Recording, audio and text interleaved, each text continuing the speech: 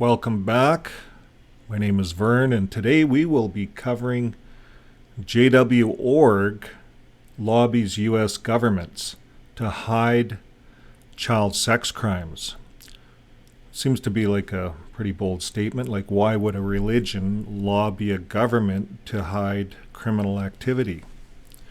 Well, it's not only JW.org that we're talking about, but we're talking about two other big religions, the Catholic religion and the Mormon religion, the Latter-day Saints. So these are three religions that are going to be named, but Jehovah's Witnesses are in bed with the other religions to hide child sex crimes.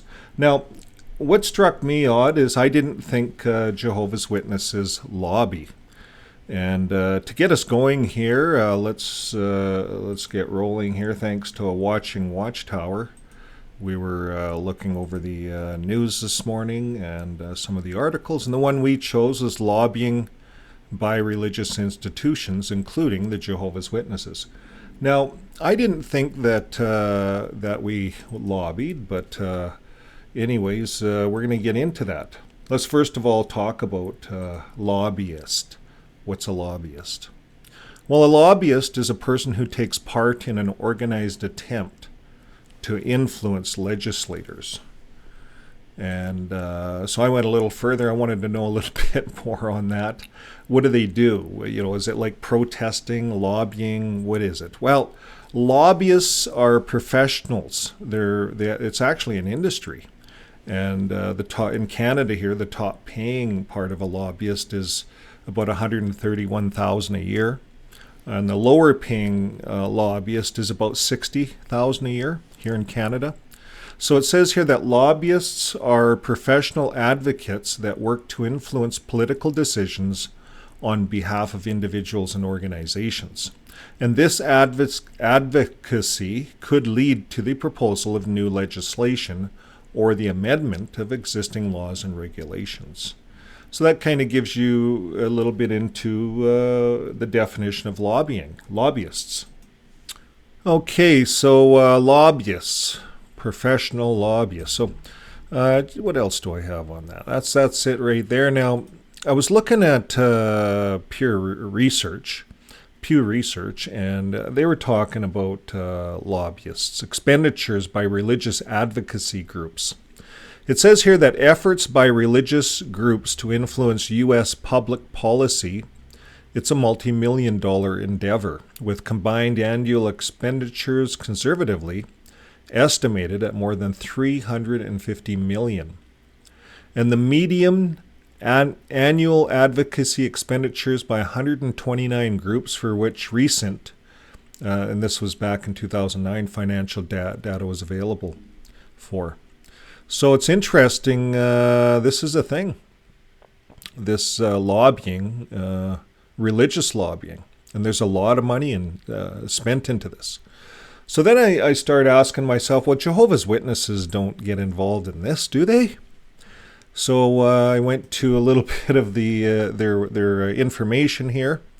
Why do Jehovah's Witnesses maintain political neutrality? Because getting involved in lobbying would be meddling in political affairs, would it not? So here it says that Jehovah's Witnesses remain politically neutral for religious reasons based on what the Bible teaches. And it says here, we do not lobby, vote for political parties or candidates, run for government office, or participate in any action to change governments. That's what they say right out the gate. JW.org. So yeah, they say they don't lobby. That's what they're saying. So I went a little further, and this article is from we were researching this a bit. Let me see if I can blow this up for you a bit here. There. Now this article is from let's go right to the top. JW Facts about Jehovah's Witnesses. And I'll put links to these articles in the description below, but it really did a nice job, JW Facts, in summarizing this. And I'm going to go all the way down to how Jehovah's Witnesses are lobbying.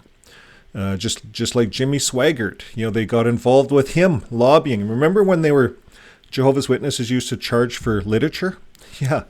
Well, Jimmy Swaggart that was part of that. They were going to tax it, so they had to give the literature had to be at no charge.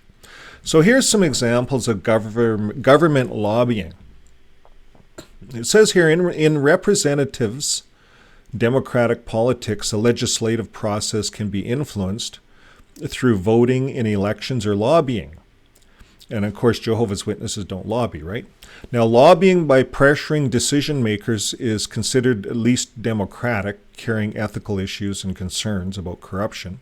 Yet it's taken advantage of by the Watchtower. Most witnesses are unaware of the lobbying being instigated out by the Watchtower leaders. Direct examples involved are such as OSCE, and that's the European lobbying. Now here it says United Nations. Watchtower was a United Nations associate, NGO, between 1992 and 2001, likely for political influence. Even after public knowledge of this led to rescinding their membership, Watchtower has continued to petition the United Nations, such as the 2009 submission regarding human rights in Egypt. So there's an example. New York City lobbying. Watchtower hires a lobbyist to influence building applications, a search of whatever. And what was that for? $59,000. I think I have that receipt here. I pulled that up. There it is. So right above my head, this is the receipt. Watchtower, you see that? Watchtower Bible and Tract Society. Address, who it's paid to. New York Plaza, whatever. Planning Commission, City Council. That's how they hide the details. Subject to zoning. And $59,000. There's a receipt for that. So, U.S. Department of State. The U.S. Department of State website describes Watchtower as an affiliate, an NGO. The Republic of Korea International Religious Freedom Report notes Watchtower International, a Jehovah's Witness affiliate, non-governmental NGO, and reported that there was 495 witnesses in prison for conscientious objection. Bulgaria, this is interesting. On March 9th, 1998, the Watchtower Society and the European Commission of Human Rights brokered an agreement with the government of Bulgaria. For Jehovah's Witnesses to be recognized as a religious organization in Bulgaria, the Watchtower Society had to ensure that members should have a free choice in the matters of blood transfusions for themselves and their children without any control or sanction on the part of the association. The Watchtower Society guaranteed that the witnesses are free to make their own choice on the use of blood, with blood transfusions removed from being a disfellowshipping offense. This was quite deceptive, as taken blood became an offense to be disassociated instead, making any freedom of choice quite meaningless. A full discussion of this is found at the Bulgarian and Blood. Of course, I'll have a link to this article and you can look this up. So here they made an agreement with the Bulgarian government to give the witnesses the freedom of choice. They said, yeah, we won't disfellowship. But now they disassociate. And we show that in the elders' book. It's right in their elders' book that if you take blood, you are disassociating yourself from the organization and you are to be shunned. You're treated the same. So it's really a farce, and they really tricked the government because they want all the religious rights that you get in a country when you're a religion. Now, the OSCE, the Watchtower, regularly sends representatives to annual conferences of the Organization for Security and Cooperation in Europe, OSCE. A person repeatedly attending these political events is Mr. Marcel Gillette. A search on Watchtower's media web site in 2011 shows his prominent status within the organization working on public relations in Europe. And there's a lot of information on here, all the dates, even Here the 2012 list, you can see Jehovah's Witnesses are on the list there. If I were to blow this up, you can see their name is on the list with all these other non-government organizations. And this is the European Association of Jehovah's Christian Witnesses. So they're involved in all kinds of, it just goes on and on, all of the lobbying that Jehovah's Witnesses actually get involved with, the organization. So the common person doesn't know this. It's kept secret from the rest in the organization. What else do we have on that? I'll put these articles in. Jehovah's Witnesses lobby. This is another research article, Questions to the Powerful Elite. And, it shows that there's a double standard that they're running. And then the letter writing campaign is another thing. And here's, they actually showed this. I'm going to just play this because this is what we have to deal with. And this is what they deal with when it comes to their programming, how the Jehovah's Witnesses are programming. Conversation turns negative, get out. Satan is behind the twisted teachings of apostates. He's the father of the lie. And those who lie are doing exactly what their father does. The apostates have nothing to offer us, brothers. All they have to offer is hate. All they have to offer is criticism and negative talk. But oh, how upbuilt we feel when we're with those who love Jehovah. So that's all we're going to play on that. It was just more or less to show how the organization views us. We're apostates because we speak up. And so this is how they talk to their flock, and they teach hate. They teach the flock to hate us. So anyways, the Jehovah's Witness campaign, they do campaigns. They write letters. Is that not a form of lobbying? In fact, they proclaim this. Let's look right here. Right from their own mouth. March 28th, Jehovah's Witnesses display global unity during the Russian letter writing campaign. And on Tuesday, March 21st, 2017, the governing body of Jehovah's Witnesses invites the worldwide brotherhood to write letters of appeal to the government authorities at the highest levels who are threatened to ban our activities throughout the Russian Federation. And that's how they speak. They speak so dramatic. This is how they write this stuff. They give these things on assemblies, and they get everyone pumped up writing letters. And I was a part of that. I used to pioneer. I used to write letters.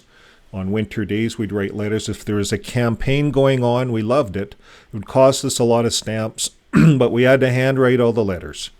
And it would fill up the mail. The postal workers would go crazy. And then the governments that we would send these to would be flooded with all these letters.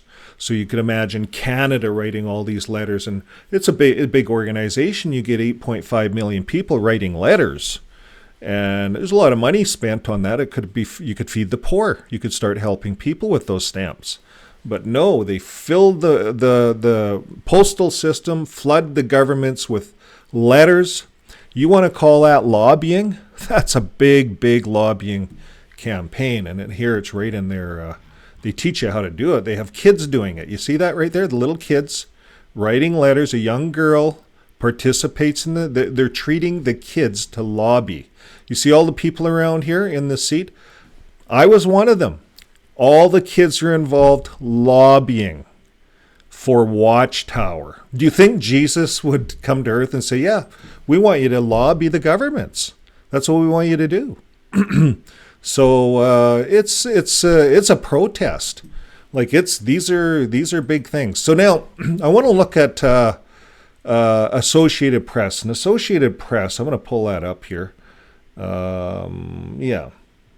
So they're right behind me. They're a press that's been around since before the Watchtower. Associated Press. And the Associated Press is an American not-for-profit news agency. That's what we're going to look at. And they've been around since 1846. They operate a cooperative, unincorporated association. And they produce news reports all over the world. Now, by 2016, these guys were publishing information And their information was being republished by 1,300 other newspaper agencies across the world in 248 news bureaus in 99 countries. So this Associated Press is very, very well known. They have a huge coverage. They 135 million revenue is what this shows that they have. So they've been at this for a while. So that's what we're going to take a look at. We're going to take a look at Associated Press. And this is how we're going to back the headlines of our statement today that JW.org actually does lobby. And we've seen that. They lobby. They've been lobbying forever. In fact, they're teaching the kids how to lobby. They lobby and they hire lobbyists. And there's receipts here showing that. Now, here's what they're doing. They're lobbying right now the clergy-penitent privilege. Now, this is going to talk about this. An earlier investigation by the AP, the Associated Press, they revealed that more than half the states maintain the clergy-penitent privilege, which provides a loophole for the clergy, the Jehovah's Witness elders, who are otherwise required to report child sex abuse to police or local welfare officials. Now, we've seen in the elders book, and we looked at that if it's mandatory, they have to report. And they're showing that in their elders book. They are not reporting unless they're forced to. So as a result, it says here, this is a loophole for clergy who are otherwise required to report child sex abuse to police or local welfare officials. And as a result, some child predators who reveal their crimes to the clergy, to these elders, in a confessional setting and do not turn themselves into the police, they're allowed to remain free on the street for committing crimes against children, able to continue abusing children while presenting a danger to others. This is what JW.org is fighting for and lobbying for, folks. This is what they want. This is what contribution money's going to pay these lobbyists. And in case you don't know, lobbyists, they mingle, they get involved, they go to luncheons, they go to dinners, they put money in. There's lots of money spent to lobby and to get in with the right people. And you have to know the right people, and there's certain lobbyists that they hire. Jehovah's Witnesses, the organization, hires these lobbyists. So it says there, although child welfare advocates have attempted to change or eliminate the privilege, the Associated Press found that lobbying by religious institutions, including Catholic Church, the Mormon Church, and the Jehovah's Witnesses, have persuaded state legislators throughout the country to maintain the loophole. Indeed, the Associated Press catalogued more than 100 attempts to amend or eliminate the privilege, all of which failed. Why? Because these religions are lobbying to the government. And here's why. Well, we're going to go over to this other article in the Associated Press. Let's see if we can pull it up here. Okay, so over the past 2 decades, state lawmakers have proposed more than 130 bills seeking to create or amend child sex abuse reporting laws, an Associated Press review found. All either targeted the loopholes and failed to close it, or amended the mandatory reporting statute without touching the clergy privilege amid intense opposition from religious groups. And the AP found that the Roman Catholic Church has used its well-funded lobbying infrastructure and deep influence among lawmakers in some states to protect the privilege. And that influential members of Mormon Church and Jehovah's Witnesses have also worked in the state houses and courts to preserve it in areas where their membership is high. So folks, the Jehovah's Witness organization is lobbying to hide crimes. They're lobbying to hide crimes. So now, when I think of lobbying and I think of Jehovah's Witnesses, it's quite clear. The articles say we don't lobby. They say right in their articles, we do not lobby, yet they are lobbying and teaching their children how to lobby. They're hiring lobbyists. Now, here's another, we did a little bit more research. I wanted to make sure I had all my research down. And you might know this guy. This is the Blue Envelope. And he has a video, and I'm going to do a link to his video. I watched his whole video on lobbying, Jehovah's Witnesses, Washington lobbying, past and present. And he laid it out really nicely. So we'll put that in the link as well, so you guys can, if you want to know more about the history on Jehovah's Witnesses and lobbying. But it's a thing. They've been lobbying since the very beginning. And they're lobbying right now to put pedophiles on the streets, to protect these criminals, to hide these criminals. They are lobbying with the Catholics and the Mormons. So what does this tell you? If you're a Jehovah's Witness, I'm going to put all this research in here. Come back. Let me know how this is okay, how I should allow this to be okay in my mind. Because it's not. I am not okay with this. I am not okay with this self-righteous religion that shuns and disfellowships, but yet on the other hand is lobbying with the Catholic Church and the Mormons to cover up and hide pedophiles within their religions, to protect this clergy-penitent privilege, strictly for the reason of hiding pedophiles. Why? Well, let's look at what happened here in this. I'm going to go show you here in Montana, and the Adams case. This is a Montana case. It's not the only example of this privilege being invoked, but in cases where the clergy members fail to report the abuse. In Montana, for example, a woman who was abused by a member of the Jehovah's Witnesses in the mid-2000s won a $35 million jury verdict against the organization, the church, for failing to report her abuse. But in 2020, the state Supreme Court reversed that judgment, ruling that the church leaders were under no obligation to report, citing the state clergy-penitent privilege. So this is why these religions are doing it. They don't want to pay out the money. $35 million got reversed in Montana with the Jehovah's Witnesses. That's why they're lobbying. That's why they'll pay out $60,000 here, $60,000 there, and they'll hire lobbyists to lobby for them. So, folks, when I look at this and when I do the research on this, I see a religion here, Jehovah's Witnesses. It's the very same thing as the Catholic Church, the ones that they call down as the Mormons, the ones that say that don't have the truth. They're the very same thing. They're doing the very same thing. So what do we call this? They call, the Jehovah's Witnesses taught us that it was part of Babylon the Great. They said it's all the worldwide organization of false religion. Well, they fit right in. The papers are calling them out.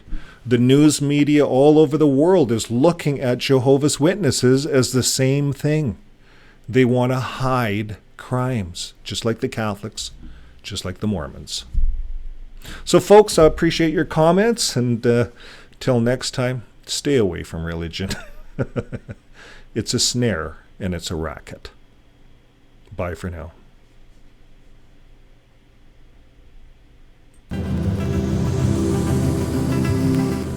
Oh, hello. My name is Vern. Join the channel. We cover JW World News, and we give you the rest of the story. Today, we're going to the Watchtower, and we have lives on Tuesday nights and Saturdays, and an excellent community. So join the channel and watch as we crash into the Watchtower.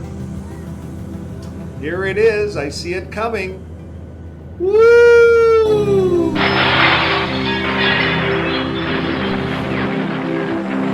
Join us as we report in on the Watchtower.